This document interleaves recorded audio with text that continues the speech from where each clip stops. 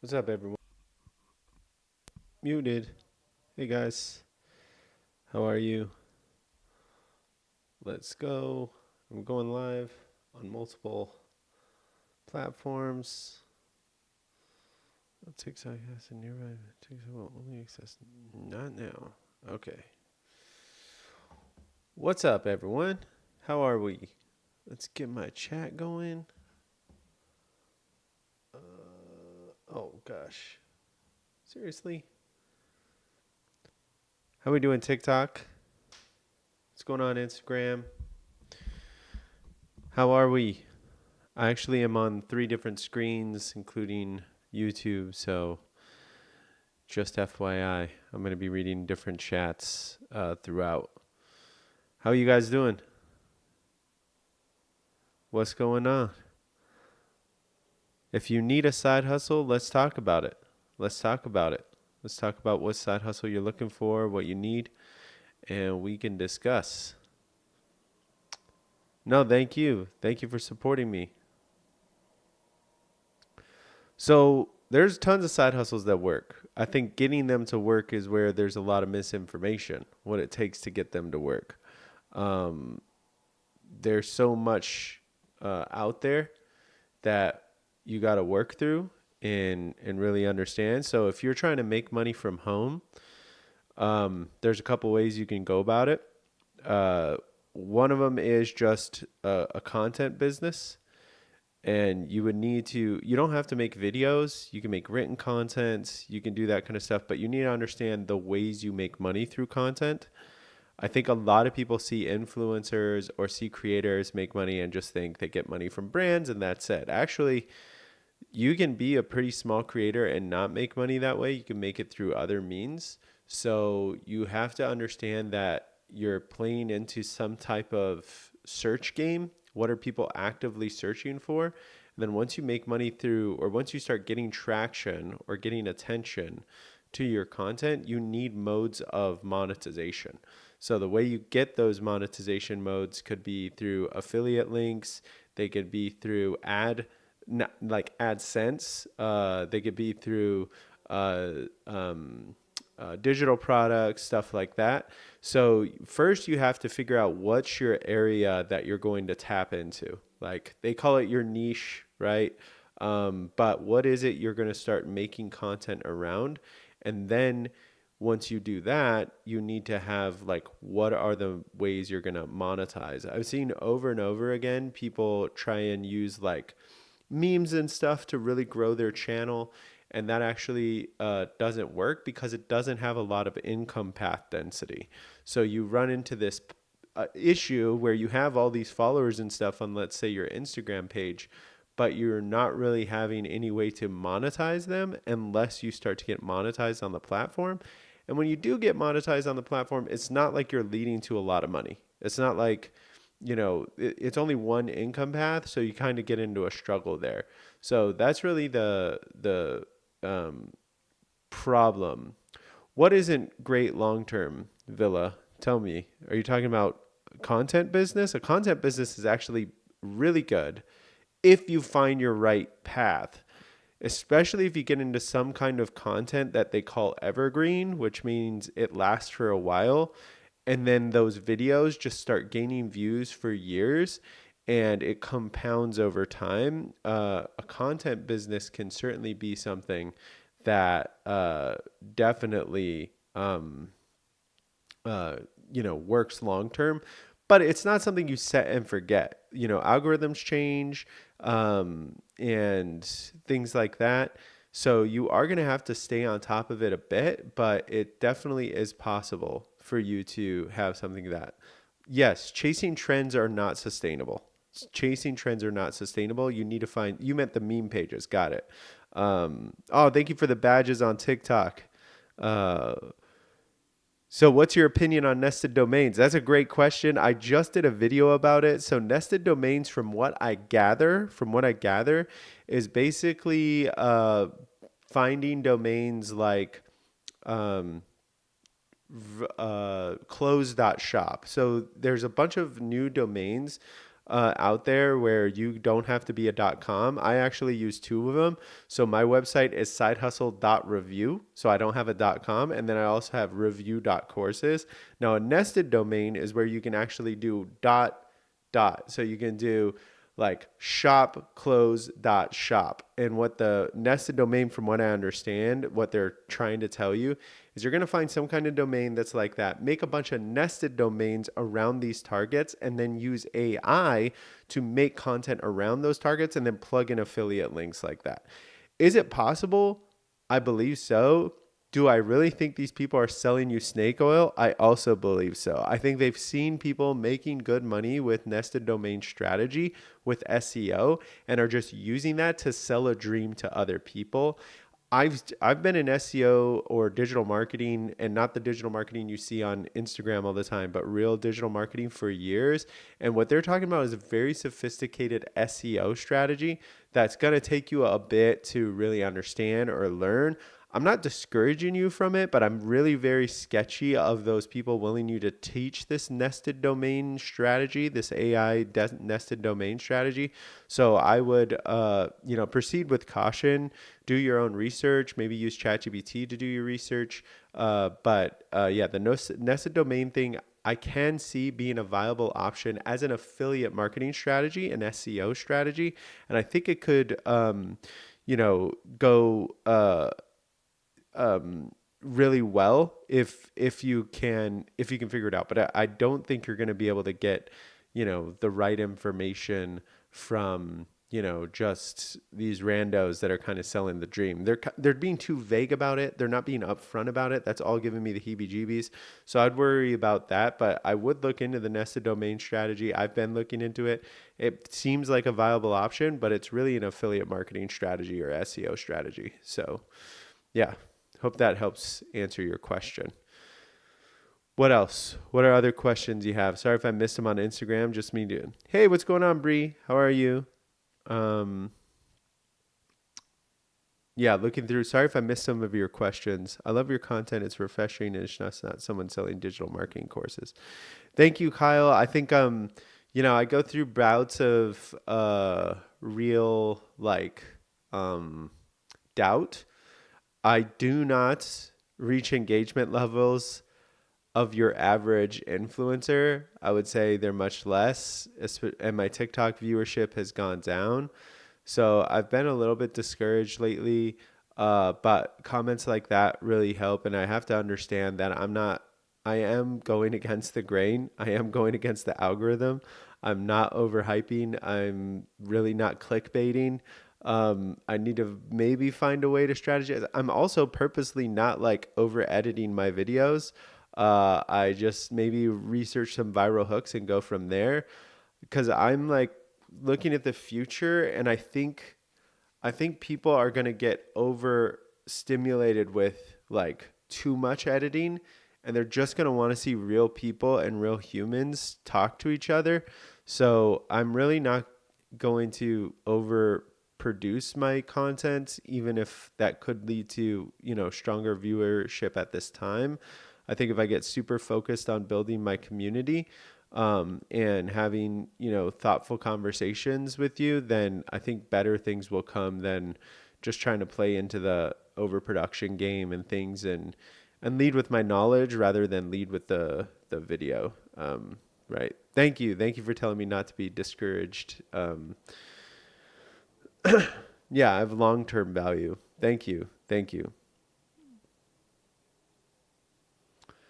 Yeah, I do think there is. So, look, I've worked in social media for years, actually. I don't talk about that often, but I do think there is a big momentum shift into what social media and who's going to be great and who's going to be popular on it.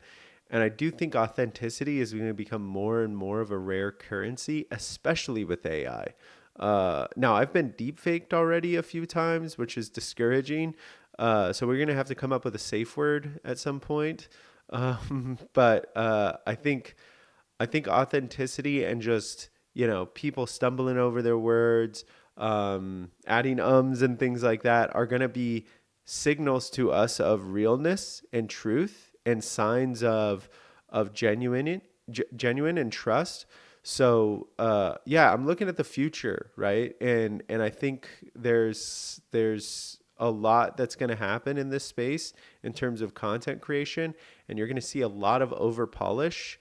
You're going to see a lot of like on the nose, very like um, uh, just very scripted stuff that we're gonna yearn for authenticity, flaws in people's skins, just mistakes, because that's gonna tell us that this person's real. And so that's why I'm just staying on course, trying not to be discouraged, trying to stay focused. I do get tons of coaches in my DM, honestly. Really, I try not to let them bother me. They claim I've botted and I have a bunch of fake followers and stuff like that. I could tell you I haven't. I could see why that might be the vibe. I think people genuinely follow me because they want to stay informed. I get a lot of saves over likes. So it looks like my like counts are down, but I have really strong saves. I think I have a thriving community, but I do get a lot of haters in the DMs that I just try to pay not attention to. And yeah, it does. I definitely want to find some sponsors that understand my cause, where I can be transparent with all of you of, how they support me, and then you guys can support them if you can. But, we have to just, build our own way of going at these things. There's no right or wrong way, but, I do think the truth will always prevail, and you do good things will always happen. So, yeah.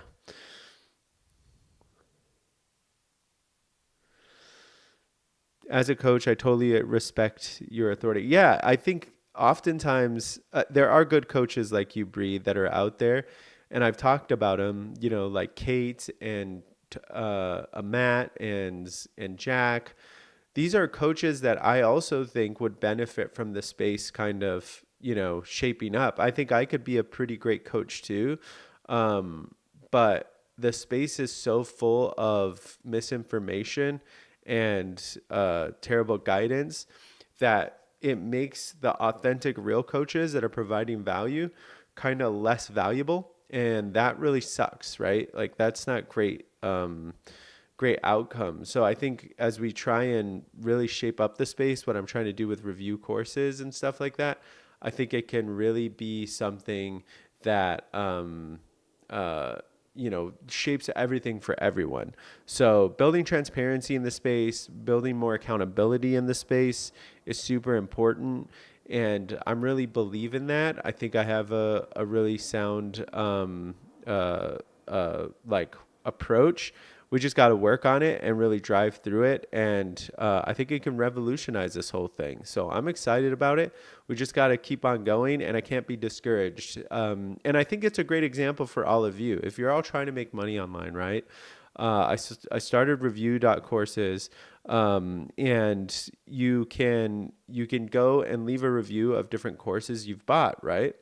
And the thing is, that is like a SaaS. So whenever you hear that SaaS side hustle, that's a SaaS. It's not technically a software, but it is a software as a service, I guess you would say. And there you go. I spooled one up, an MVP. So MVP is startup words for minimum viable product. It's basically get a product out there at the least amount of cost to you. I vibe coded it, and I got it up. It had some clinks and clacks, but it's starting to go. And I've talked about it multiple times on my platform. I'm not getting as many reviews as it can do value, but you just have to stay in the trenches, right? This is a marathon, not a sprint. And I think that's what you have to learn if you're trying to start an online business, is that you start from zero and you don't go to a million overnight. You have to stay committed. You have to stay focused. You have to keep on going. You shouldn't be discouraged, and you just got to keep on keeping at it, and then good things will come. So that's what I think a lot of people are missing. I do think we're in a time, I don't know if it's a bubble or if it's a renaissance. That's really the question. My opportunistic or my more positive side, I think we could be in a renaissance of how people work. That 9 to 5 may be sunsetting, and these AI tools are making it more and more possible for people to explore ways to make income on their own without the risk of what an entrepreneur would. Like for me, for instance, review courses, it would be very expensive to spool up such a website in the past. Like you would have to put in some hard paid dollars and do it. Now you can just vibe code it and get it done and have your minimum viable product out. That's truly powerful. And that's changing. So I think there is clever people that are going to be able to, figure out how to be a solopreneur a lot easier. And that can lead to self-sustaining income over time. But also, it could be a bubble. Like if you want to be pessimistic, I think right now there's tons of opportunity because the corporate monsters haven't figured it out.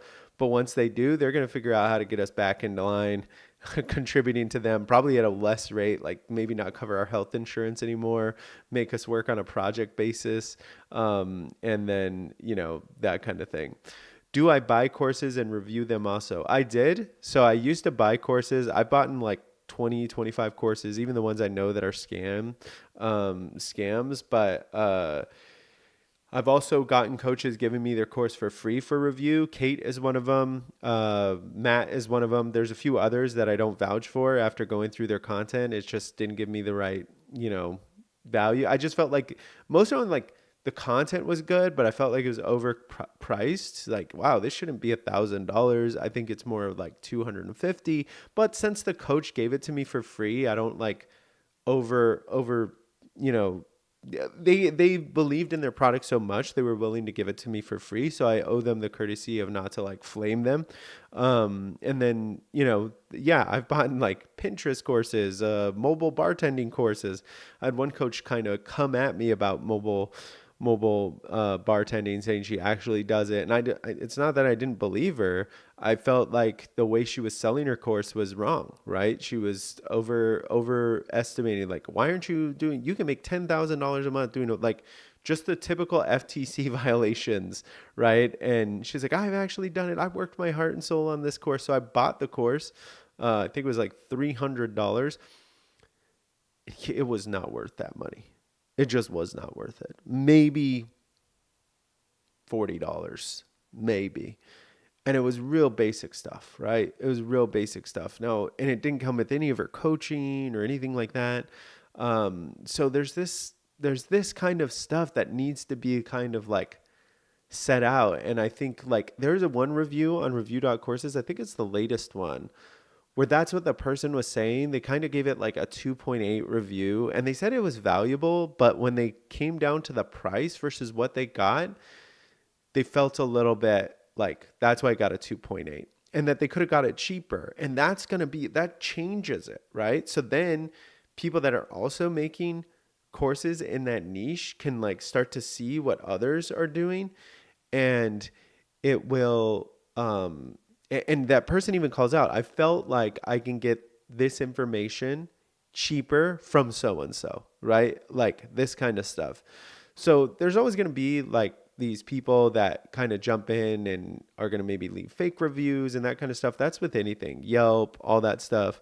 And we'll have to get through it, but it's all manageable. Hey, Rosie, thanks for coming in. Thanks for saying thank you. I appreciate it. Me going live gives me a lot of encouragement most of the time.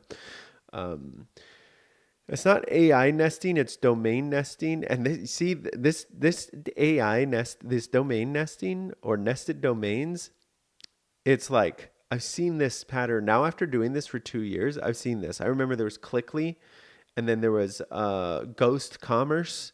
There's all nested domains is another like flash in the pan side hustle that some people are getting. I can tell they're reading scripts because they all say the same thing. These are digital vending machines. Like, it's giving me very MLM vibes. Although I do think nested domains is a real way you can make money, but you need to know SEO, have really good SEO strategy. But so many people in these chats coming in asking me about nested domains means it's going viral. Like people are talking about it. I'm going to have to make more content about it. I did just do a video about it. You guys should go all engage with it. The goal for me is to get in the search ranking for every single one of these side hustles. Drop shipping, I should be the first video that kind of just outlines what the truth is on drop shipping. Affiliate marketing, this nested domains. I want people to, like when they go to do the research, because it's not like you see your first video on nested domains, someone say you can make $150,000 a year doing nested domains. You're going to go Google it, right? Yeah, you can look on Reddit. You can do that kind of stuff. Reddit I always find kind of hit and miss too. So it's really a challenge, right? But that's my goal is as people search these things, they come across my videos. And I do get that. I get like, oh, I'm so glad I found your video about the envelope mailing side hustle because I almost just bought it, right? And it's like, great. And they found me researching it. So, I think it's really a great thing. Oh, I got my Google or I got my YouTube up. Sorry if people are watching and I missed you commenting. I can see my Google chat now. So if you're there. But yeah, I think there's a lot going on in this space around that stuff. Someone is asking about wholesaling. Are you talking about wholesaling houses? Zach, if you're talking about wholesaling houses, I do have an opinion on that. So wholesaling houses as a beginner, it really depends. I can give you some warnings. So wholesaling houses is a thing. It's a real thing. There are tons of real estate investor types, I guess you could say, on social media, selling this as a really great side hustle. And what they are doing is recruiting you to be their cold caller. So mainly what this profession from these real estate investors really depend on is chasing leads. So if they can train a very junior person to kind of qualify leads, hey, call up this house, this list of houses, get the person on the phone, give them this pitch, blah, blah, blah. You're doing the hard work for them. That is what it is. Is it possible for a beginner? Absolutely. And this is where you first get to start like your training. You can learn it yourself. I certainly do think so. I do think it's bizarre that they're now charging you to train you. This used to be something that you would like, it used to be a job. It used to be a job you would apply for and like Craigslist and they would train you for free. Now they've even gone like, they've gone to charging you to learn how to do a job for them. That's crazy. That's insane. But the internet has the social media has let that happen, and the FTC can't figure out how to regulate because there's so many people doing it. So I do think you can learn it yourself, but you are going to need to find a network of investors that, like, once you get a contract, let's say, you're going to have a list of investors that you can do that. So I would say that that's it. I've been paid for this BS. Yeah, exactly. If you had to pick one side hustle, which would you pick? So Rosie, that's a hard answer. So I do have a legend that you can check out. The link is in my bio, and it's not to sell you anything. It's name your price. But I try to answer this question because there's really only 4 ways to make money online. That's content, that's service, that's arbitrage, or it's or product, right? I myself am lending towards content, right? Like I'm here, I'm making content, I'm somewhat successful at it. I'm not making retirement money, right? I need to drive up my engagement. So if all of you can pay attention to my videos a little bit more and just like it just for the algorithm, and because as I mentioned, I'm not going extra with my editing, but the other is, any of these, I do it with a full-time job. I'm getting to a point where I may need to make a choice, right? But the income isn't there. But you have to also, consider what you're good at and what you lend to. So that's what the legend kind of calls out. So it says, if you're really detail oriented, have a little bit of a creative flair, you can spot trends, especially in fashion and stuff. Product side hustle might be great for you. If you're somebody that like loves to hunt for bargains and you love couponing, you love deals, I see a lot of opportunity for you in arbitrage, right? So, oh, thanks for the gift. And so I think you should really um, check out that legend, and then you'll kind of know because what's easy for me, right? But it might not be easy for you. So I try with the legend to kind of define the types of business models that are there and the types of personality that would fit it. So check it out. It's Name Your Price. You can put $0. I'd appreciate any, if you want to tip me or anything, go ahead. But I get we're all in different financial situations. So yeah. So what about drop shipping? I outlined that kind of in the legend too. Drop shipping is a way to monetize one of your a business model. So you can leverage drop shipping in the product business model. You can also leverage it in the arbitrage business model. It really depends on how you're going to go about it. But drop shipping can be a mode of income where you see people really successful with drop shipping. Sometimes they talk about, uh, going to TikTok made me buy it, find the trending product, then find it on Alibaba, spool up a website, do XYZ, right? That kind of stuff is all possible. That's more of an arbitrage approach. On average, I've seen experienced dropshippers say they will do that 40 times a year, and maybe only 3 or 4 of the products pay off, right? And it does take some money. Like you do have to pay for advertising. You got to do that. Yeah, Shopify is what you would use to drop ship. That is just a tool. That's like saying I can use Amazon to sell products. Totally true. It's just, you have to.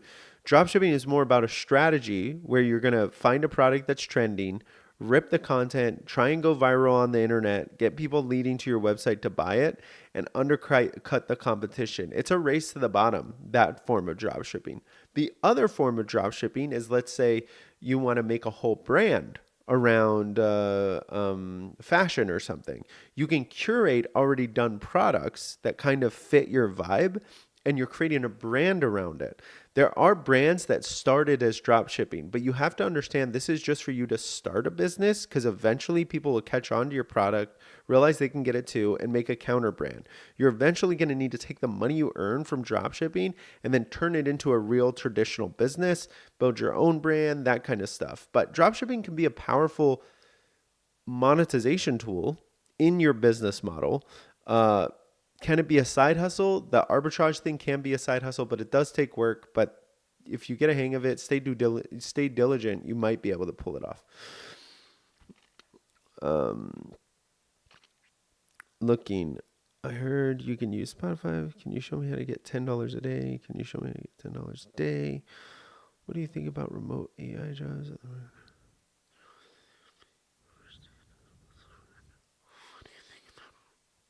Okay, the AI remove jobs, and then sorry, I have to look at Instagram. Is that Canva or Etsy side hustle really worth it? I heard Etsy cancels your account for no reason. So the Etsy side hustle is a thing. I talk about Kate, who does that successfully and runs a course.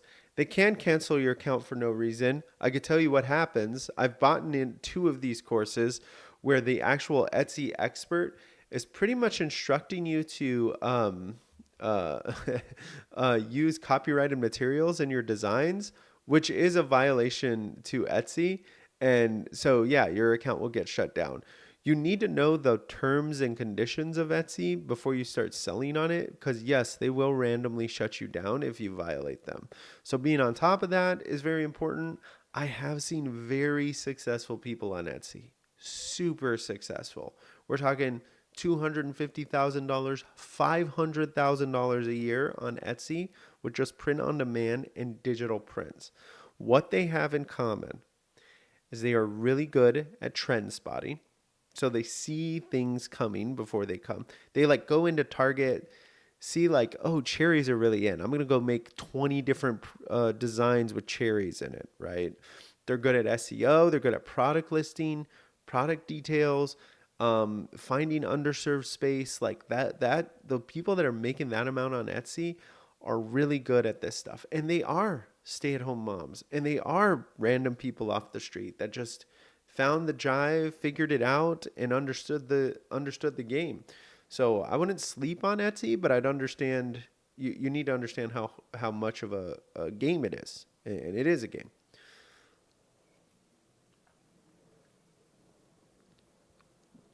What else, guys? Let me look.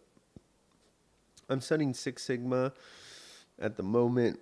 Goal is to run my own consulting company with this process optimization. Good. Six Sigma, I'll tell you, is kind of broad. So you're going to have to get a little bit more niched, a little bit more specific. So, what types of businesses are you trying to consult for with Six Sigma?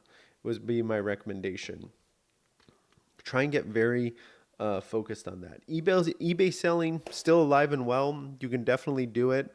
I still see people very successful with like random things they get out of garage sales and stuff. I've been successful on it with OfferUp, stuff like that. So yes, that can be very, very successful.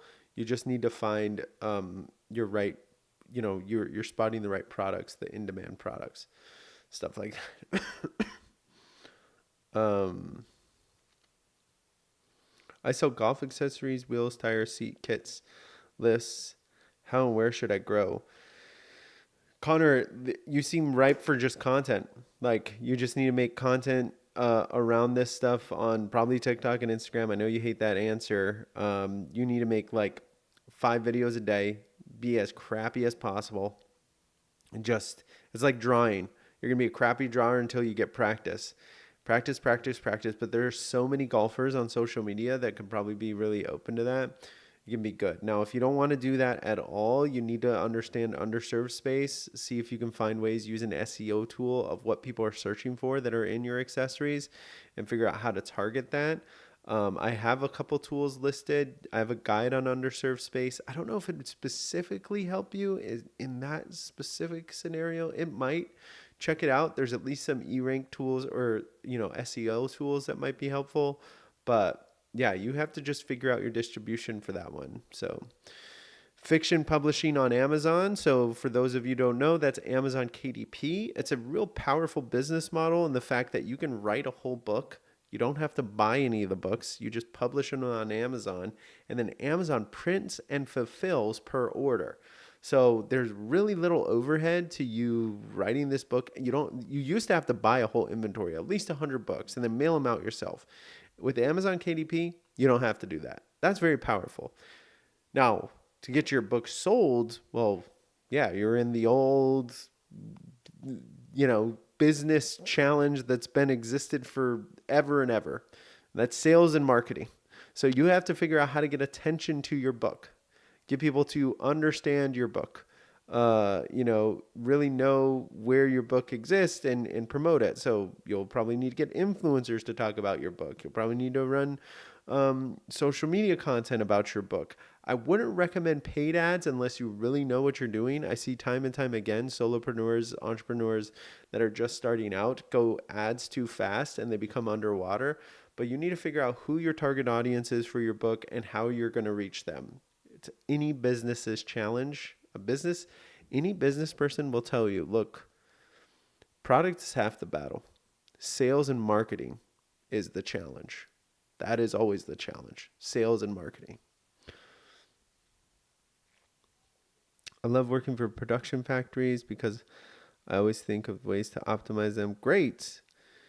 It's more than a golfer, golf cart, so broad communities. It's okay, Connor. So Connor, I understand your broadness, but when you're just starting out, you need to get focused. So it's okay to laser focus, and then you're going to do what's called an adjacent pivot once you figure out. Maybe you can focus on 3. So define your target audience on 3. Get laser focused, start making content, see if you get any legs, and then move on. But being too broad will actually lead to paralyzation. You will be paralyzed. Even in the business I work for, Fortune 500 companies, you have to define your target audience and get very focused on them. there's plenty of fish in the sea type of thing. So you need to, but if you're too broad, you're speaking to nobody. You need to speak to specific people's pain points and make content to speak to their specific pain points. So think of that golfer or whoever it is you're trying to target. What are their pain points, and niche down even more? We can go through an exercise. If you want to give me a little bit more information in the chat, I'll start walking you through it. But yeah, let's see. Hopefully I can catch your comment. What's the fastest side hustle to get paid? I've been trying for 2 years and got $0 now. I mean, the fastest one I was so surprised was Join Brands. That was the fastest one. Yeah. Or I view it was also pretty fast. AI generated content works for Amazon KDP. It does. You do have to flip a little switch that says this is AI created. I don't think they let you rip complete AI. You have to like AI assist, but yeah, that's that. Good night, dude. Good night. Have fun in Sweden. I'm not upset about making content as an answer, by the way. I think it makes a lot of sense. Oh, great, great. I'm glad, Connor. Best AI side hustle content related. I mean, I would think like we're sleeping a bit on vibe coding. I've seen Lucas, who's like making restaurant websites in his local area for free through vibe coding, and that's all a marketing ploy to, I think, eventually sell his service. So there's a lot of AI capabilities that used to cost like thousands of dollars. You're going to be able to undercut these agencies and stuff, and make them things like that. You can still do AI YouTube videos, although AI YouTube has come out and just talked about demonetization of repetitive, low value content. But I was watching. Don't judge me for my YouTube watching habits, but I was watching this 10 things you didn't know about the movie Independence Day. And it's just going through clips of Independence Day, has an AI voiceover, kind of reading over it. I could tell it's kind of like low lift content, but it still was value content. So, and those guys are making money. They're getting views and stuff like that. So there's stuff like that if you're like changing. Now that's using IP, but the reason why they're able to do it is because they're adding. They're changing it. They're adding commentary to it, right? So that's an important factor in that. Sorry, I'm gonna go back to Instagram, TikTok. What's he doing now? If you don't mind, what do you do for a living? I work in marketing for a living.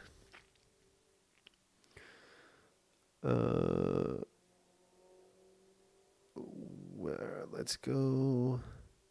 So you can speak more on getting approved for Outlier AI and similar companies. Yeah, you know what? This is a bit of a challenge. I've tried to get approved for them too. I've tried a few different strategies. I think maybe because I'm in California, there's some limitations to me being able to work for them. I don't know if you're in California too, but that might be something. There's a lot of rumors on that. Something like Rev.com I got denied for, and they straight up told me it was because I was in California. So I don't know if California has some limitations to these websites, but I have not been able to get approved for like that or data annotation, which some people have told me have been a pretty successful side hustle for them. In your opinion, what are the best AI tools, processes for you have found helpful for doing print on demand? So for print on demand, I like Playground has been really great for me because I have no designs eye. I'm not great at Canva. So Playground has been a really easy one to like get some designs pumped out. Then when it comes to formatting those prints, I have a tool that I'll be talking about in the next week. It's vibe coded by this guy named Lucas. But getting it to the right sizes is good. I've not found an AI that knocks out the mock-ups, and that's the challenge. The mock-ups are kind of a key point in your selling journey.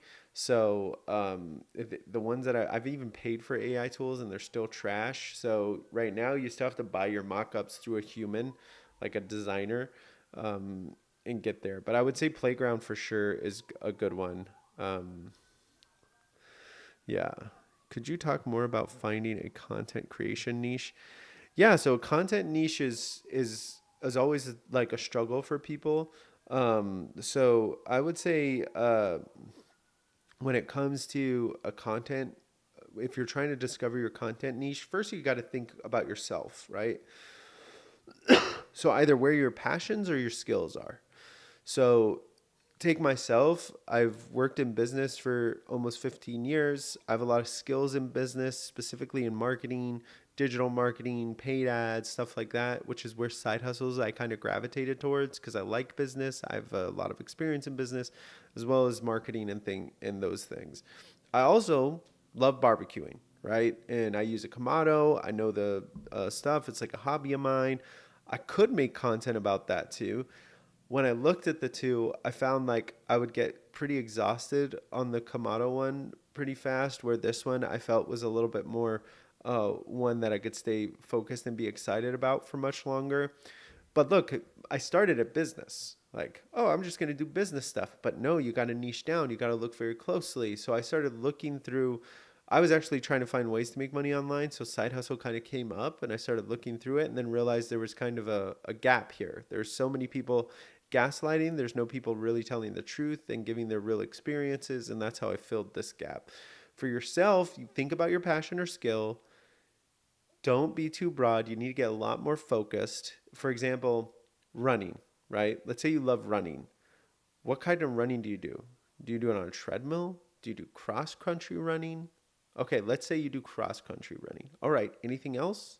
Anything else specific to you? Do you live in cold weather? Do you do cross country running in cold weather? Do you train for cross country weather in cold weather? Let's say you do. Now your content isn't about running. It's about cross country running in cold weather. So, how do you get ready? How do you do your warm ups? What kind of equipment do you use? How does it all assist in cold weather? That is your niche. You're getting super niche. Now, before you just start making money on running cold weather, you need to do a gap analysis. And I think I cover this in my guide on underserved space, is you have to look through search results and what people are looking for and see if there's enough people that are like trying to learn about, how to get ready for running in cold weather. I think that is a unique angle that even a runner in hot weather would be interested in seeing and then still be interested in the products you're talking about and that kind of stuff. But I assume as a content creator, you're trying to figure out how to make money, right? That's why you're making content, or is it just to be famous? Even if it's to be famous, it's to make money. So you need to make sure your content or the way you're going about it has what's called income path density.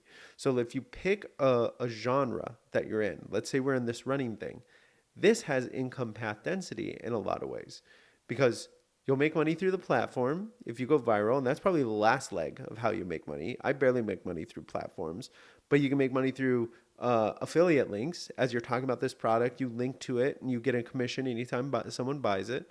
You can sell digital products, so warm-up methods or coachings or trainings on, methods to do running and cross-country. I don't know anything about this, but assume there is. You can maybe make money through live coaching, stuff like that. So it has good income path density. Eventually through sponsorships, if you get big enough, that's a good niche. Sometimes you can pick your content niche and you have no income path density. Like you can only make money one way, and that's through this. Let's say your content niche is reviewing 90s movies. You really have only one income path density, and that is through the platform itself. Will people buy your merch? Maybe, if you're fun and exciting enough. Will people, go to affiliate links? I mean, are you selling DVDs and stuff? Like very rare, like very little income path density. Sure, you can link them, but the chances of them buying it, low. So it's cool. Do your 90 movie thing if that's your vibe. But if you're trying to make money, might not have enough income path density, right? So yeah. Sorry, I missed some gifts over there on TikTok. Thank you so much for the gifts. I appreciate it. Gelato is also so good. Yeah, you could do a whole video on gelato. Oh, for print on demand. Got it. Gelato print on demand. Yes, it is good. Redbubble too, I hear about a lot. No, so let's be clear. YouTube did not cut monetization for AI created product or content. It cut monetization for low value content, which a lot of AI content was. But you can still use AI to make your content. And if it's adding value to YouTube, you can still make money from it. So if you made AI videos on, I don't know, how to do roof repair, if it's still substantive and helpful content, it won't be demonetized.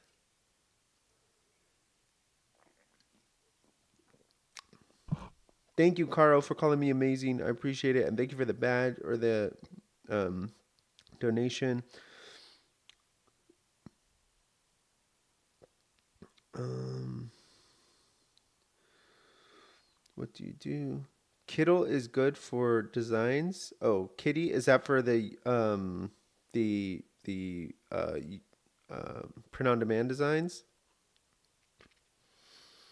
Sorry, I'm looking in multiple places for my chat. I'm sure there's a way to unify it, but everyone I've tried kind of sucks. Kittl, Kittl. Got it. Do you think owning a vending machine is still a viable side hustle, or is that market too saturated?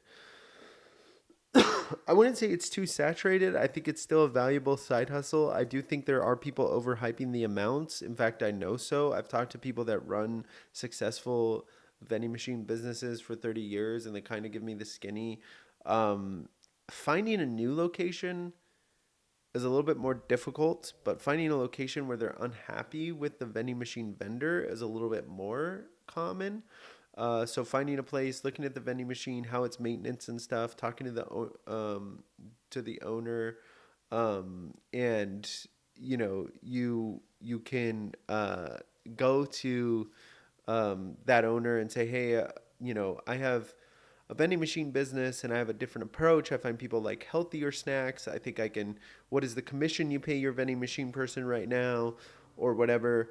And then they can tell you, and it really can be something that, can be helpful or a way you can approach it. But it's always, a little bit difficult. Like it's right back to that business thing, right? You always have to kind of um, do the sales and sales pitch and the marketing of your service before you can really know if it's going to work. So a vending machine is a viable option. There's also something that you'll find a lot of these gurus kind of pitch you, and that's you can find a very cheap vending machine on like Facebook Marketplace or something. Those are typically cash only machines, and you're going to make like 60% less sales if you use a cash only machine. You need to find one with a card. And if your first thing you're going to need to do, if you're going to do a vending machine, is find your location. Don't even worry about buying your vending machine. Don't buy your vending machine and then find the location. That's the worst thing you can do. Find some location, see if you can get them sold into changing it out. You can find the vending machine, right? Like that's schematics at that point. You got somebody that's going to let you put a vending machine in their business, then you're on to something, right? So just get your priorities right? What do you think about the nested domain side hustle? I was talking about that earlier. That seems to be going viral right now. I looked into it. As I explained, I think it's a viable option for very advanced SEO creators. I don't think you're going to be able to buy a course and do it. The next time you see a video like that, put in the chat or in the comments for anybody that bought it to go leave a review on the course on review.courses. That's my website. And that's what I say. If anybody's bought this nested domain side hustle, which is reminiscent, I've been doing this for now 2 years, and I've seen in this pace, Ghost Commerce, Clickly, like these flash in the pan side hustles come really fast. I get flooded with questions on my lives about them, and then they go away super quickly too. So I think it's a cash grab on a side hustle that is real, which is nested domains. But the people that are really making money know SEO very well. And you to think you're going to be able to compete with them at such a, novice level, I think is a little bit rich. Yeah. Is there a side hustle that works in third world countries? I don't know. I don't know. I'm sorry. I can't help you.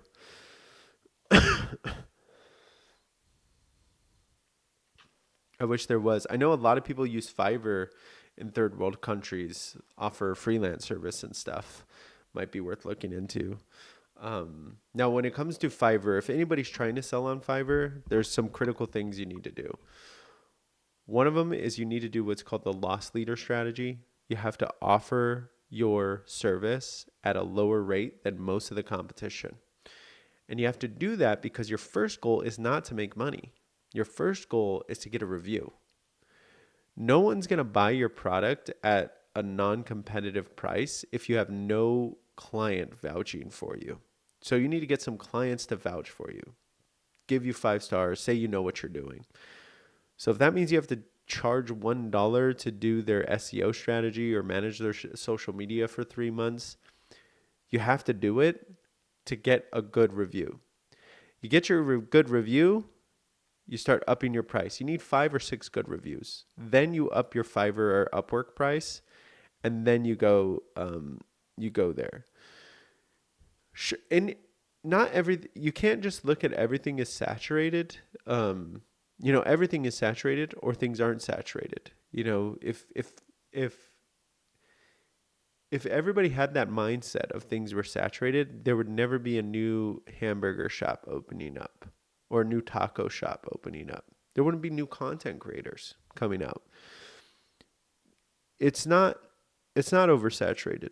Fiverr's not oversaturated. It's all in your positioning, in the way you're marketing yourself and getting your reviews. Yeah. Airbnb arbitrage, from what I've seen, is super risky. I've bought in 2 of these courses, gone through the academy. They all lead up to the same thing. They give you this idea that there's some type of landlord that will let you sublease their place for Airbnb. That is rare. They don't give you a lot of tips on how to find these people. A lot of times it's against the lease too. So Airbnb arbitrage is the few times I've actually gotten a hold of these courses, and they don't work out. Wholesaling houses, I talked about earlier. You're basically getting trained to do a job for investors. This used to be something they would post jobs on in Craigslist, the Penny Saver, if you're old enough to remember that. And now they've somehow worked it so you have to pay to get trained for the job, and then you're calling and finding leads for them to invest. And then, if you land one, you'll make money, for sure. How can I make money online at 17? There's plenty of ways. I think, like, if you want to do drop shipping, you can build a brand. You can build a brand around drop shipping, product content, just making videos on content. I don't think I covered this. I think I'm going to make a video about it. But let's say you want to, at 17, make money through TikTok Shop. Example, right? You have a 0 account. Now, you could buy an account that's monetized, but let's just say you're doing 0. If that's in your mind, this is a good test to know if it's in you to even try. Because TikTok Shop, you can make $2,000 to $3,000 a month pretty solidly, especially if you start to work on income path density, where you're not just making money through TikTok Shop, but you're selling your videos to the advertisers, and you're also using your content across different platforms. You put it on Instagram, you put it on Amazon, and start making commission through that. But here's your litmus test to know if becoming a product influencer is right for you, right? Okay, let's say we'll go back to my running example. You are a runner. You're very passionate about running, cross-country running in cold weather. As a runner, I want you to pick 10 products that you use to run. 10. So you have a shirt, you have your shoes, you have your wristwatch, right? You now have to make 10 videos on that one product. So let's take my watch, for example. 10 videos on this watch that is so great at tracking my runs in cold weather. The band is really great for cold weather because it's not metal, so it's not cold to my skin. It stays to my temperature. You have to make 10 videos that just walk through that in different ways. And for those 10 products, you have to make 10 different videos. So we're talking 100 videos by the end of the day around the 10 products. And if that doesn't sound intimidating to you, that sounds exciting. That sounds like, I can do that. Then you might be on the right side hustle. You are a product KOL. So you pick your niche, you make a bunch of videos around that product, you work on your positioning. How do you market the product? How do you sell the benefits of the product? The shirt, it wicks the sweat and it keeps me warm while I'm running in the cold. I live in Minnesota, and during the winter nights, this is the best shirt I can use. It has this woven this, and it has this, and it doesn't bother you when you do this. You have to make 10 different videos talking about that. If that sounds cool, a product KOL might be good for you. I talk about how I tried it. I hate it. I absolutely hate making that content. It's just not me.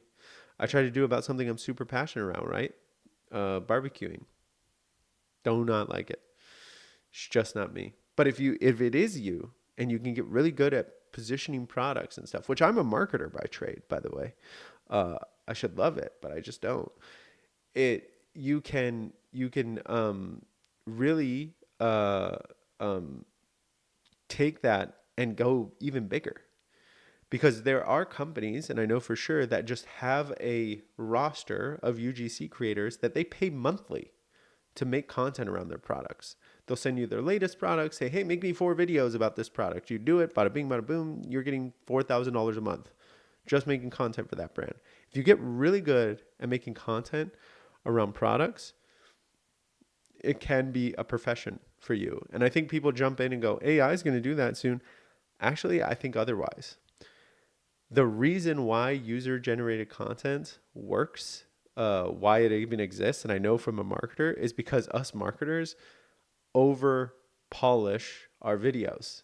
You see a product video made by the brand, it's like, does it really do that? Think of McDonald's. What does the McDonald's Big Mac look like? Looks magnificent. When you buy it in store, does it look like that? No, right? Well, when you're buying something like $200, $300, you want to see what it really looks like. You don't want to see what the marketing team looks like. AI is not going to do that. AI is not going to give you the real look of the product. So don't think AI is going to replace UGC. In fact, I think UGC is going to become more and more needed, because us as consumers are going to be looking for things that are more authentic, more real, that they can trust. So don't undersell that. I would say, so it's not really about a side hustle. It's a type of business for the introverts. I kind of outlined that in my business legend. I think an introvert would be really good at arbitrage or really good at a product business. Both of those an introvert can really nail. I've seen introverts do it. You're not a service business, and you're definitely not a content business. Service business, it really takes some tenacity. You're going to need real good marketing skills, but also closing the deal, right? If you're like, oh, I'll run your social media for you, you're going to have to sell the value to the business. Introverts, that's not them. But a product business where you're just really paying attention to detail, understanding SEO, that's great. Arbitrage business, hunting deals, finding some price gaps you can exploit. Really good introverts are really good at that. How can I work around having to be 18 for if you got a brother, got a sister, talk your mom, dad into it. That's the only way. They're also going to get taxed on it, so you got to understand that. But that is one challenge to the TikTok shop for sure, is you got to be 18. Great questions. Is it just me, or is there an echo in the audio for anyone else? Oh, is there an echo? Are you guys hearing an echo on TikTok? Can you elaborate more on arbitrage opportunities? First, can you guys confirm if there's an echo or not? Okay, no echo.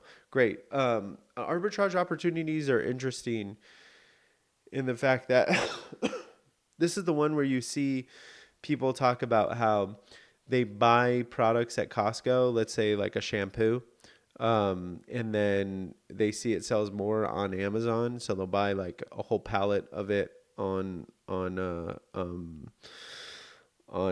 at Costco and then sell it to Amazon ship and fulfill service and do it. Those are the opportunities. Now you can really get underwater for that with that. So you really the people that are good at arbitrage are ones that are halfway decent at just math and understanding margin, really understanding the Amazon fees, playing that game, understand sales velocity, that kind of stuff. There's also arbitrage done on eBay. There's people that find products that sell higher on eBay that sell lower on in their house. So you're just really finding something that sells lower near you and sells higher online, and you buy a whole grip of them and then do that. That's typically an arbitrage business. Another form of arbitrage, kind of, which I would take away from the introvert, because you are going to need to be a little bit of a people person. But let's say you make a roofing website. You're not a roofer, but you make a website all around roofing. And your specific skill that you learned is how to get your website ranked, specifically on Google Maps, or when someone Googles your local city, let's say Dallas roofer, and you get it ranked. And you take in leads, right? So this is what they call as an arbitrage business. They sometimes call it drop servicing, by the way. And these are basically where you make a roofing website, you get enough traffic to it. Some people run ads to it. And when someone needs a roofer in Dallas, they Google it and they give you your email and their phone number. You have an arrangement with a roofer that doesn't have a website that ranks or doesn't get a lot, that says, hey, you need to pay me for every closed lead I give you on your roofing service, maybe $25-$30 or whatever.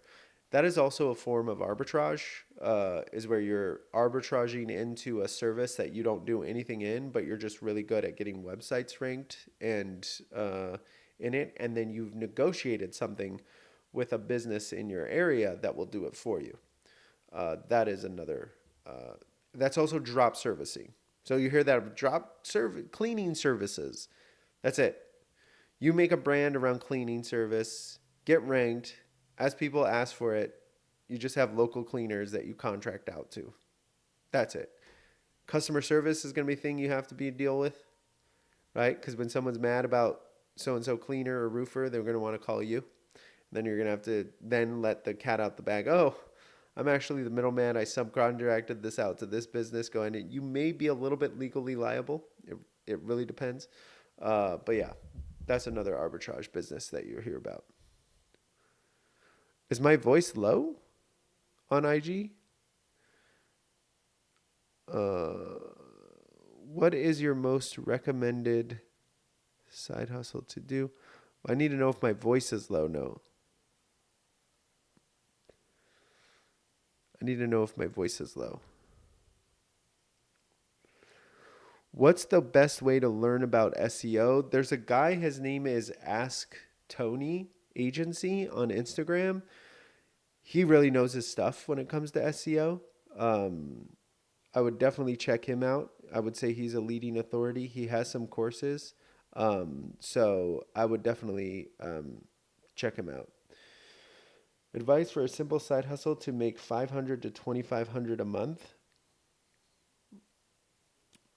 There's a few that I would maybe recommend. For $500 a month, I think I talked about them. You could do print on demand. You could do Etsy print on demand or digital prints. You could do UGC. I make $500 doing UGC using Join Brands and Below. You could get Amazon on-site up to $500 a month pretty easily. Not easily is a little rough. I mean, you're going to have to produce volumes of videos up front, but eventually can turn into 500. 25 $2,500 a month is a little harder. You are looking to run an online business. You can definitely do that with print on demand. Um, oh, I gotta tell TikTok I'm here. You could. Uh-oh. Hold on. TikTok said I'm not a human. I'm not a robot. I promise. There we go. So there's with $2,500 a month, you are running a business. So you can still do that with a product business. You can do that with a drop shipping business. Even the servicing, you can do. JB at 17, even if you do it through Shopify, I think you're going to have to be 18 because you're going to have to make a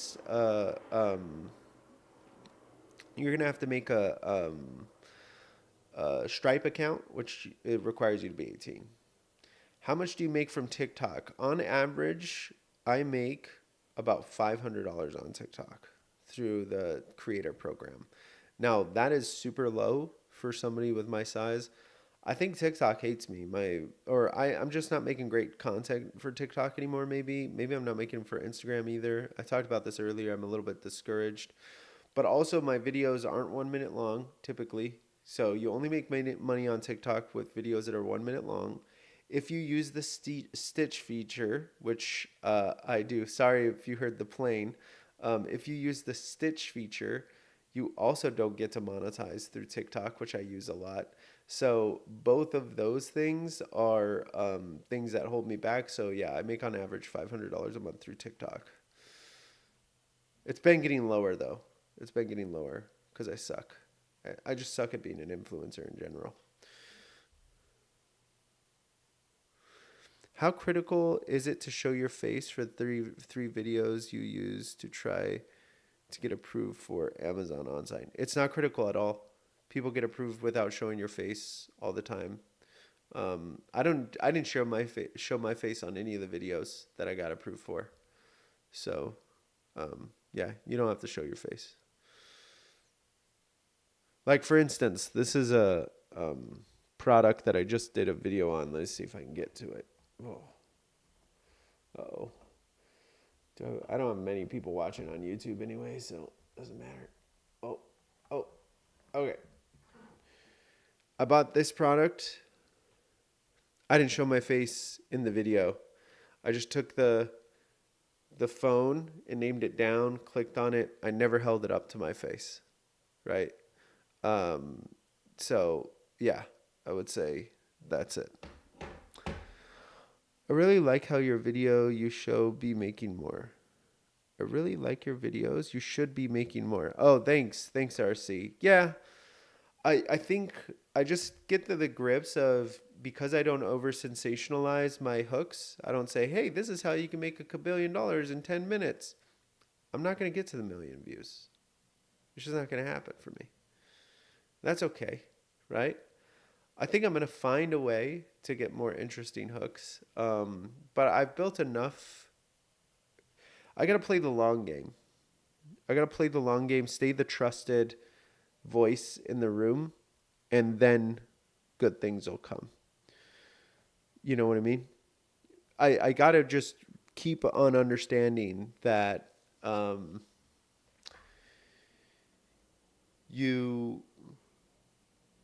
you can go the easy route, the fast route, or there's some kind of saying in here, I don't know, like that really tells you it. Plant the seed and then water it, some woo-woo stuff like that, I'm sure is there that I just need to stay focused on that. And over sensationalized content is what the algorithm is built to reward. Somebody that just comes in and is like, yeah, no, it's going to take a lot of hard work. Like, people just do not share that. People share, you can make $10,000 a day with this one thing. They'll share it with a friend. Like, did you see this? And the friend's like, that guy's crazy. Don't listen to him. Oh, okay.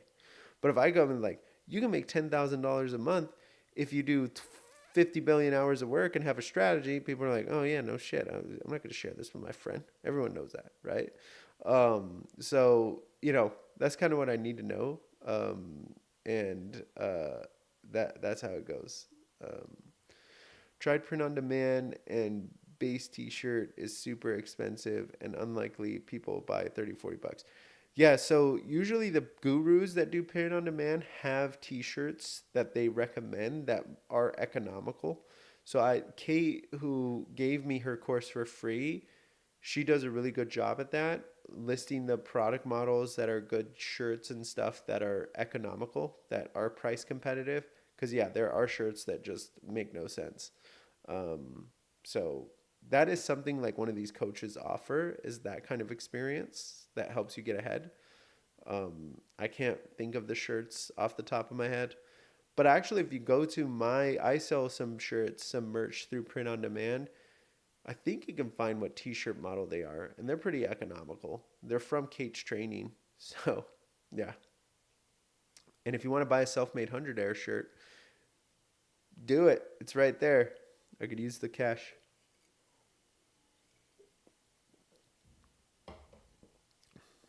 Um,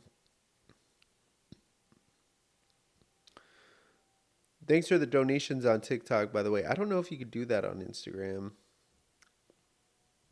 Um, Someone asked another question. No, you can't join my live. Oh, thanks, Bob from Canada.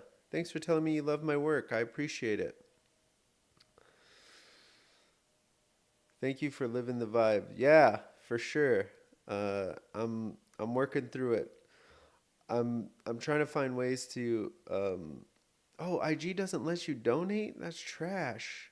Well, I have a tip jar. Uh, you know, that's the other thing, is that these like guys that over sensationalize it, they are making really good money. They're selling courses. Some of them are now. Look, those stand stores. I debunked. I showed you how you can make those fake things. But I think there are ones making like 5 to 10K a month with these hokey dokey coaches courses, man. Crazy, crazy, man.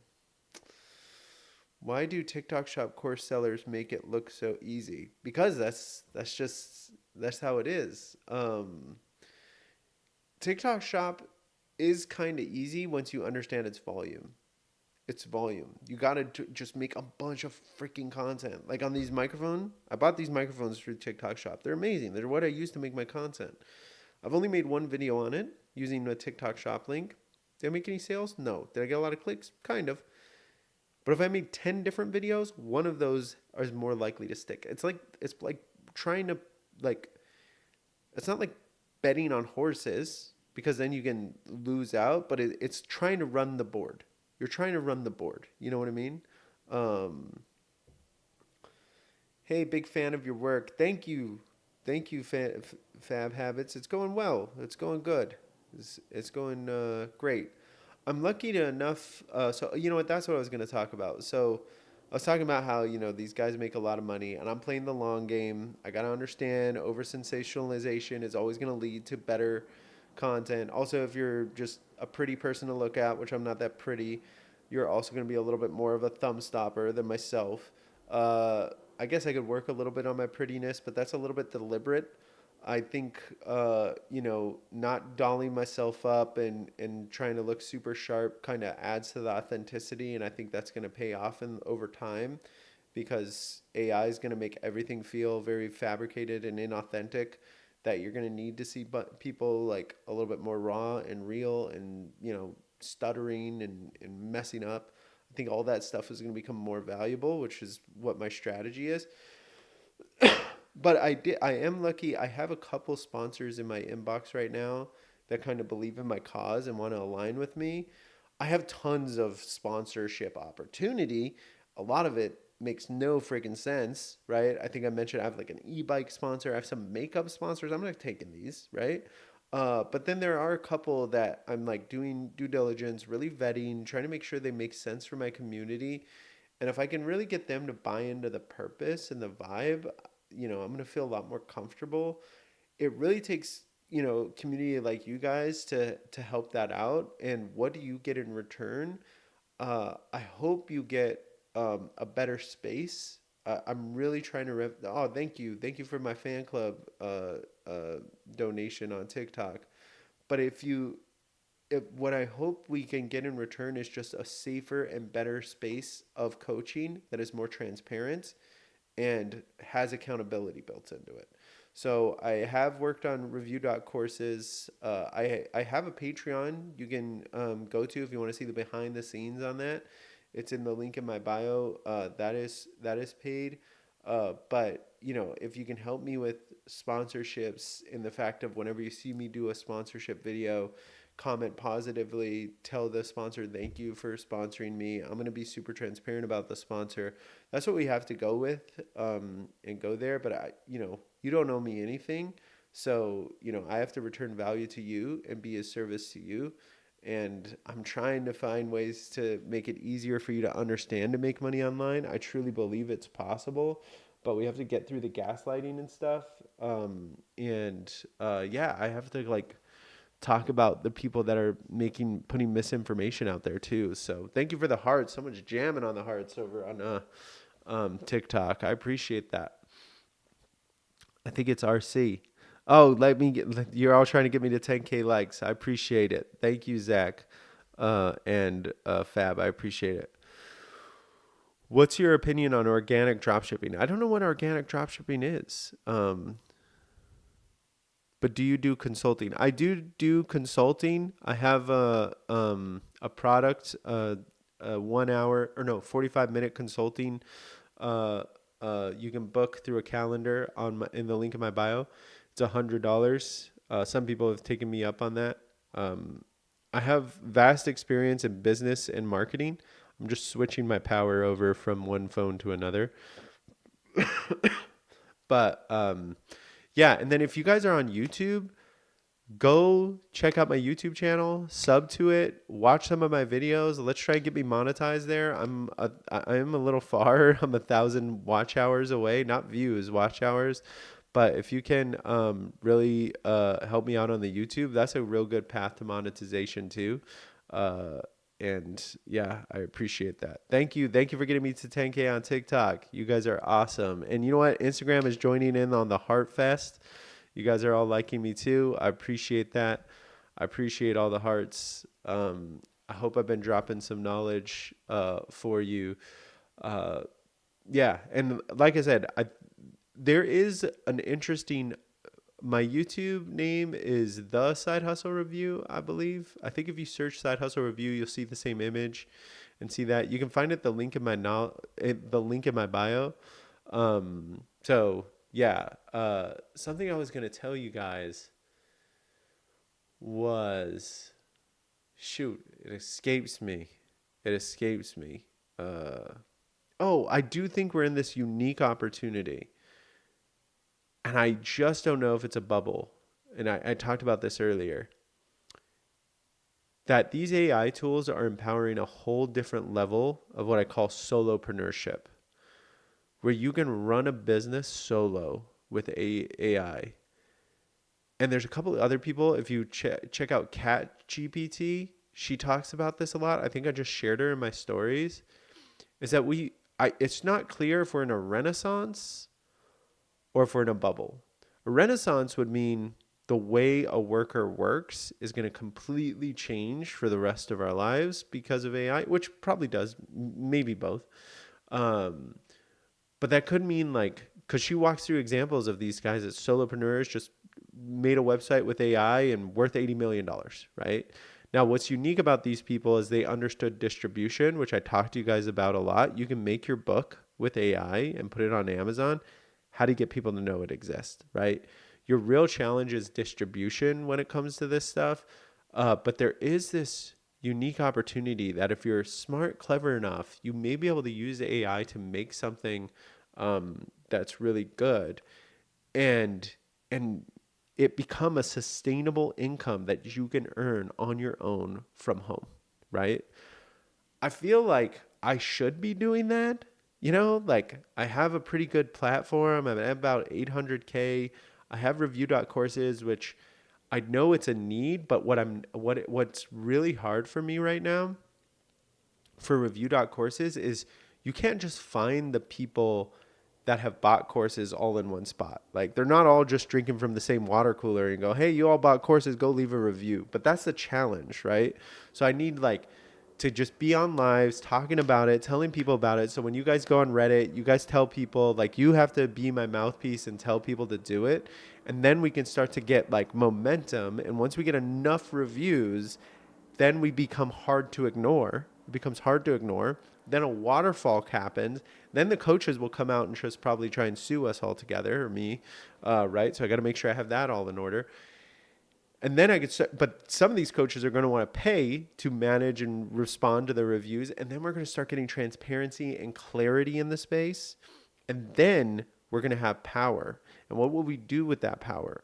Well, we're going to enforce or maybe even create a course platform that insists on a 7-day money back guarantee.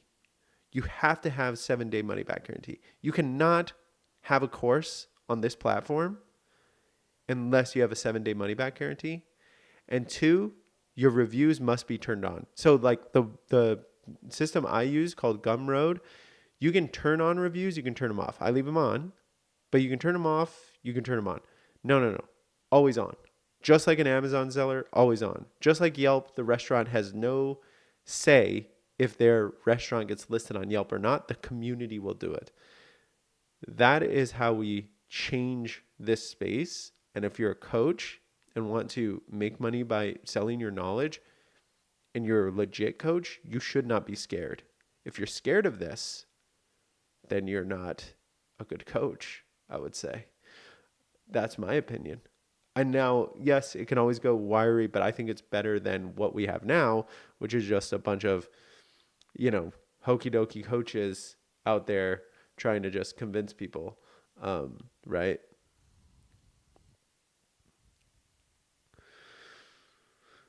Why not a model like Free Code Camp? Only the people who land jobs get pressed to donate back to the project. You got to explain more of that. I don't know what that works. Open reviews need a response feature too. Open reviews. Oh yeah, Martin. But that coach is going to have to pay to do the responses. They're going to have to pay just like the restaurants have to pay Yelp monthly to respond. These coaches are saying they are, making millions of dollars with their business? This is a business expense. You want to manage your reputation online? What's $50 a month? That's a drop in the bucket. In fact, it should be $100 a month. Just like businesses have to pay for Glassdoor. They want to respond to their employees and get the insights of their employees' reviews on their business. Those corporations pay money to manage that. And these coaches are claiming and some of them say some of them are multi-millionaires selling courses. Go look at the 7 reviews on there. There's someone that's saying they spent $5,000 on a course. $5,000. Verified. Crazy. Insane. Building your personal brand, number one thing everybody should be doing right now. I think so. I mean, to a degree, like your personal brand doesn't have to be online. It can be in your organization, stuff like that. But I'd say, yeah, I'd be sad. They offer training platforms that there's a certification, but they only expect returns on offerings of all of that free training after people gain employment okay. So only the coach only gets money if the student successfully makes a return. I think that takes away from coaches being able to be their own individual business. I get it. That'd be a different business model and a different approach. I don't know if it'd be successful. That's one to think about, though. I like that. Was it with @Nixby? Because that did not work as advertised. Nicholas, I don't know who that person is. Nicholas, building your own personal brand.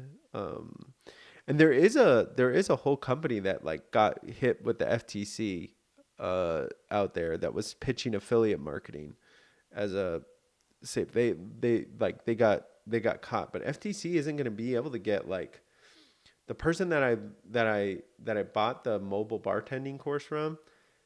They're not going to get her, you know? But she's out here taking, you know, stay-at-home parents and retirees' money every day on a hope and a dream. You know what I mean?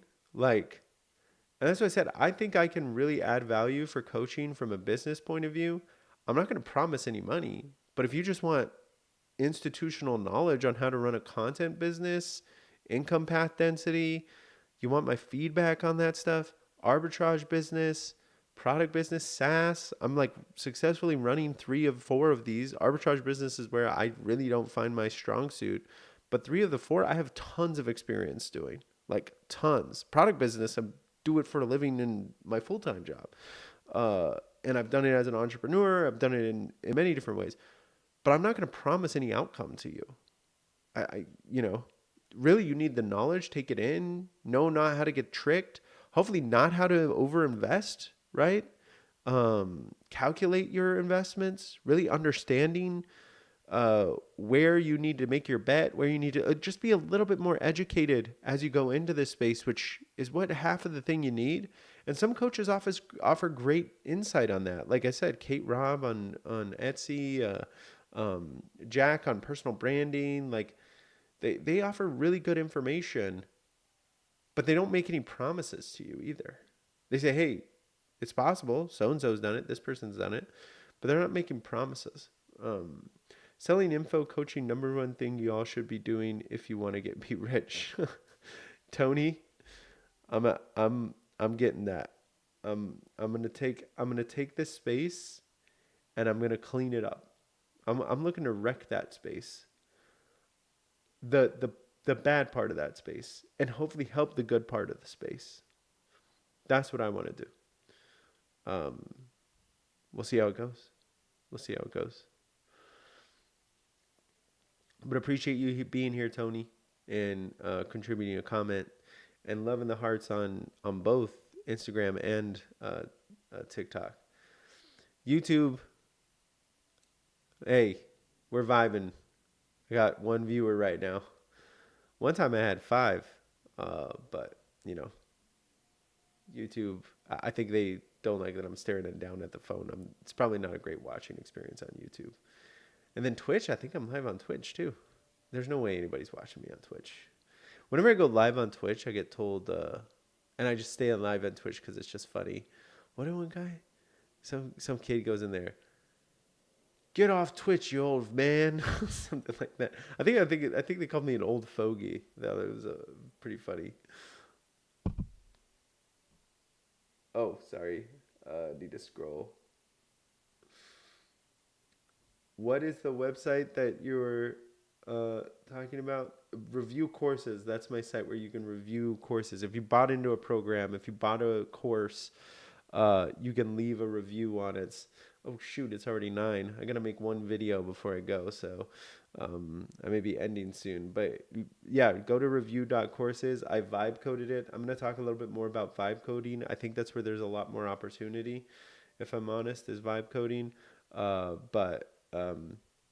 Yeah. And then I have a couple sponsors that'll be coming in. I saw that Twitch does have artificial bots. Yes, I saw that controversy. Yeah, Twitch numbers have been weird, right? They've been weird, for sure. But I will be dropping off soon. I don't know how much donations I got on TikTok, but it's just great that you guys make the effort. I appreciate it. It's crazy how much of a cut these things take too. You know, I do my name your price courses and people do $1 and I get 20 cents of the dollar. It's like, wow, that's rough. You get 70% of my $1. Wow. Or 80%. Yeah. 80%. They take 70 and then they charge you a fee. So like 80%. Yeah.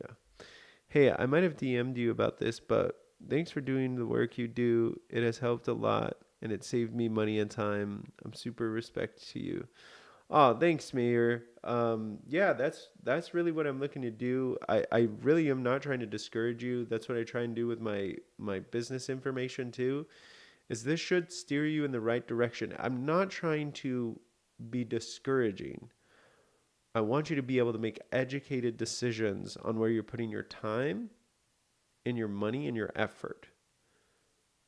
You can, I'm telling you, it's worth your time and money and effort to try and do TikTok shop. But you have to be ready to do 100 videos before you see any results. And you have to be able to talk about a product 10 different ways and make 10 different videos on one product and sell it. If that sounds like interesting to you, yo, there is a huge opportunity for you.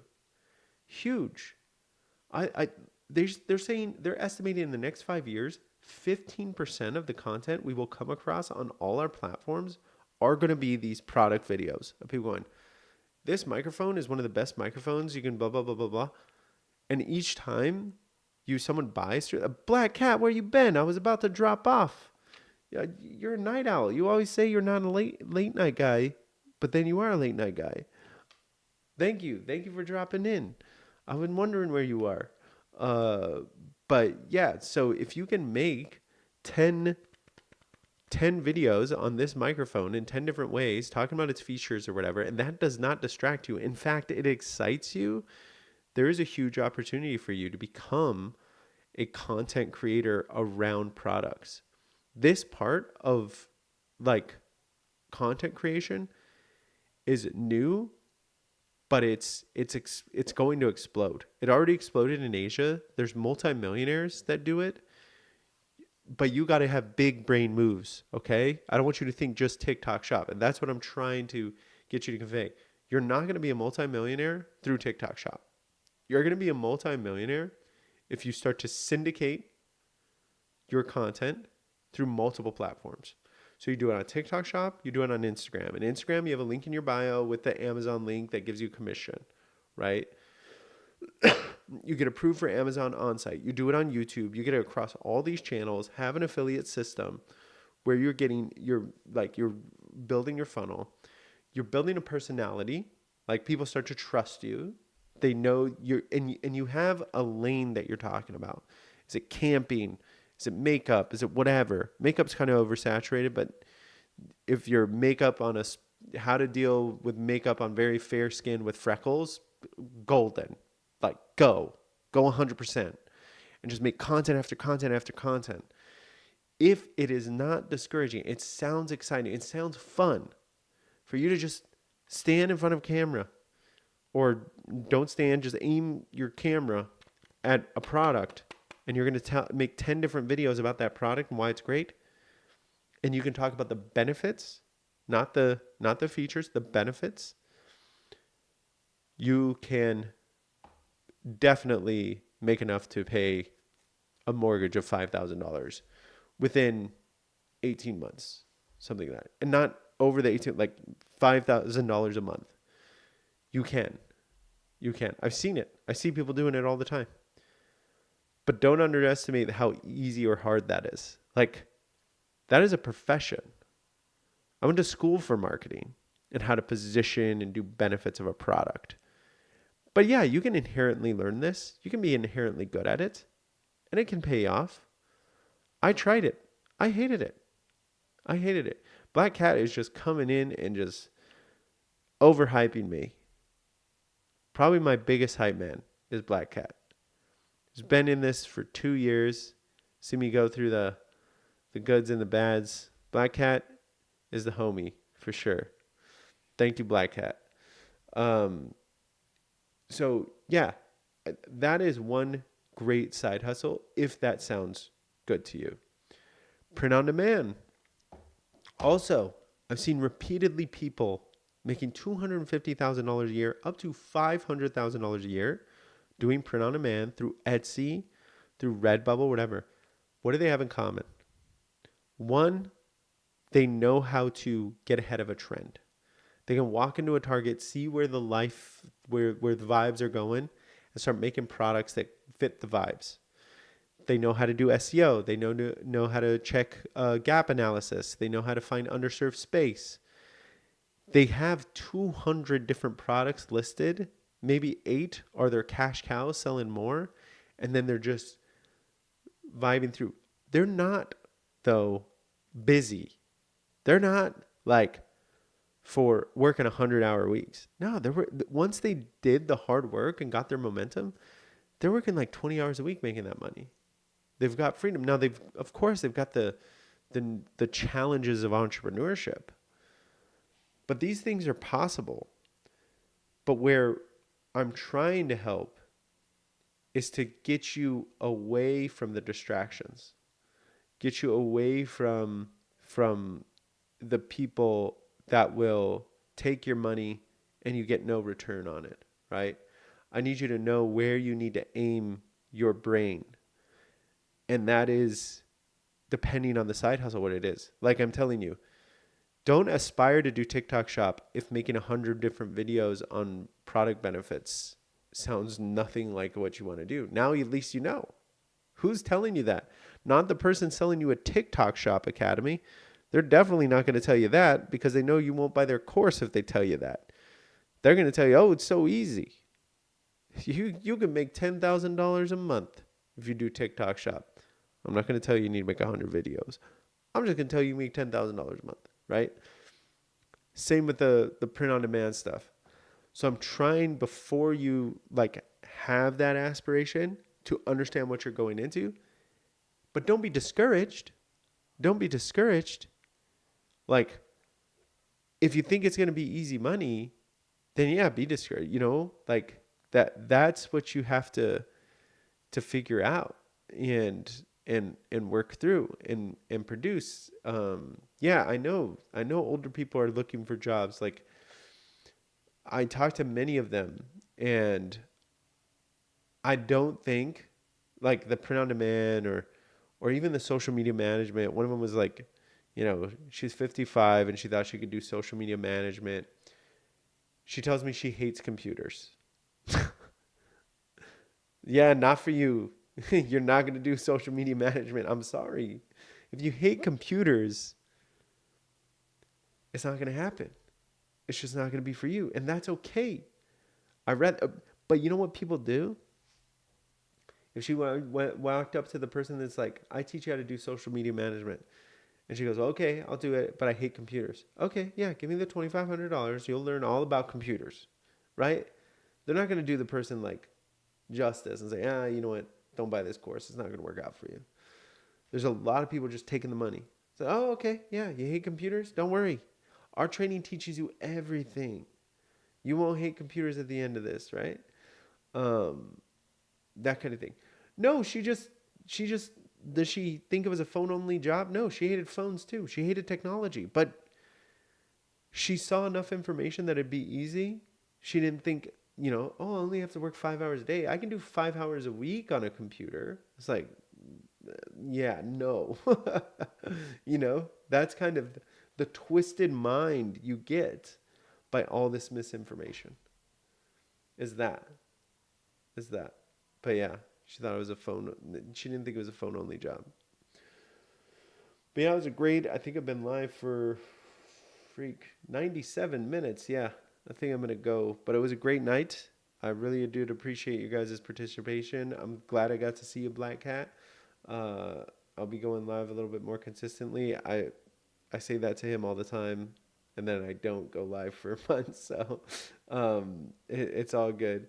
I'm trying to be more more accountable to myself, but I appreciate you guys. I'm going to I've always set my goal for going lives too high, once a week, right? I'm trying to go live once a month at least. This is my 3rd month, so I've been hitting that milestone. I do think I just get more value from you guys, and you guys kind of see where I'm coming from. Please look out for my videos, especially on TikTok. I am, something's going on with the algorithm. I was very encouraged when I did my video to my followers, and so many of them showed up and were like, hey, I haven't seen you in a while. So it seems like it's just a thing. Also pay attention to my Instagram. If you can give it a like, hit the share button. Even if you don't share it, just hitting the share button really helps out. Again, my content is not sensationalized. I do not do over promises. So when it comes to that, I do not get as much reach or frequency in the algorithm, which is completely okay. But if I build through in a community, we can get there together. I know it's a little extra work for all of you. So, do what you want. I can't tell you what to do, but all that stuff is super meaningful. So I appreciate it. Thank you, Black Cat, for the final gifts. You're always amazing. And thank you, everyone, on all my platforms. All right, I'm going to go one by one. Stop one. Let's stop YouTube.